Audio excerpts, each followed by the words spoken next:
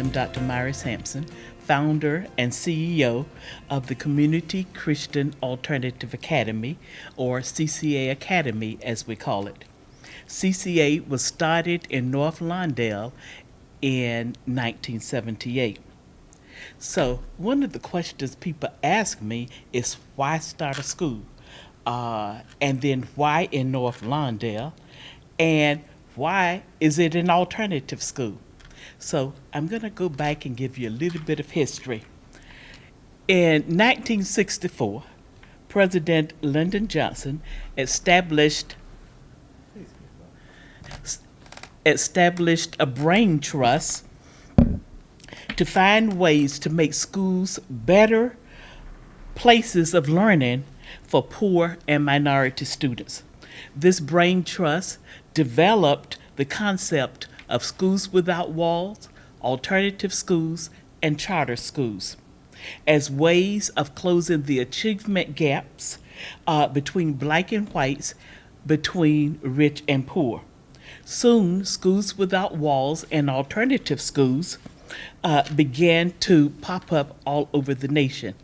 A lot of them did not last more than 3, 5, or 10 years. In 1978, the statistics showed that 35% of the minority youth in Chicago were dropping out of high school. And we know that since that time, those statistics have continued to increase.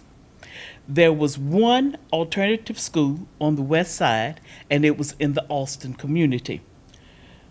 I was a teacher in North Lawndale and fell in love with the curiosity and the eagerness to learn of the students.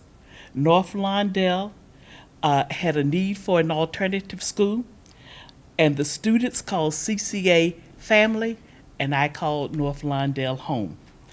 I was born in North Carolina and came to the Chicago area to attend Garrett Theological Seminary. After seminary, I was looking for what kind of ministry I would do and where I would minister.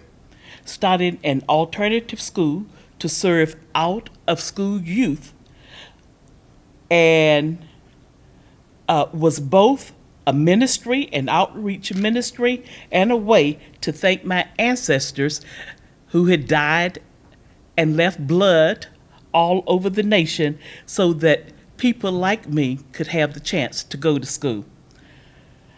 I worked with 3 churches and Tom and Linda Pepper to start CCA Academy. We opened with 5 staff and 50 students. The first 3 months, I did not get paid. The rest of the staff missed 1 paycheck. Many people told our students that they should get a GED because they would never be able to earn a high school diploma. We had 3 priorities. 1, we truly believed that there was other than traditional ways of teaching young people and for them to learn and to grow. 2 was to become state recognized, and 3 was to find some money, because you can't run a school without money. We had spent the summer developing the structuring curriculum. I got 5 retired secretaries from St. Mary's Episcopal Church in Park Ridge to type our curriculum. This is before computers, and I had no secretary. Governance and policies and procedure, develop it into a manual that we sent to the state. The state came out to evaluate CCA in May of 1979 and awarded CCA state recognition and the right to award the high school diploma. We were the first community-based alternative school in the state to achieve that status, and we received that certificate one day before graduation. Our congressman, who was then Alderman Danny Davis, was our first graduation speaker, and we graduated 8 students. So the third challenge, where did the money come from? We got 3 and 5 year initiative grants from federal, state, and city. We got grants from churches, foundations, and corporations. We got many donated chairs, books, paint to make things work. Many days were spent seeking funds, trying to get a bill passed, or to be included as a line item in the city or the state budget. Because the debate over charter schools receiving government funding, the first charter school did not emerge until 1991, and that was in the state of Minnesota. In 1996, the Illinois General Assembly passed the Illinois Charter School Law, and Governor Jim Eggert signed the bill. The state's first charter school was Peoria Alternative School, and it opened in 1996.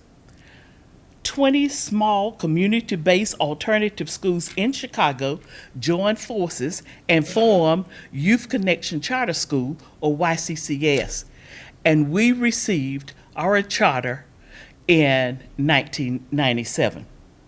So, after 20 years, we had funding that was stable because public charters are the charters in Illinois, which means that you get public funds.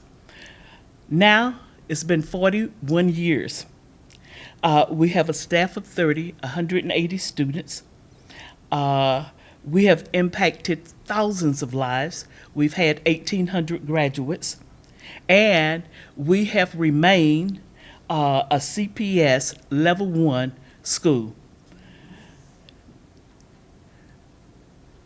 So, I am honored to tell CCA's story for the North Lawndale 150th anniversary. I am humbled that you honor CCA's vision, work, diligence, leadership, advocacy, tenacity, and survivor. It has not been easy, but it's been worth it. It is my privilege to educate young people from North Lawndale and to provide opportunities for them to learn, to self-actualize, and to change their world. In this 150th year, my wish for North Lawndale is for it to continue to embrace new souls as it has embraced me, for it to continue to develop and to grow, and for it to never lose sight of the human connections that bind all of us. Happy birthday, 150th birthday, North Lawndale.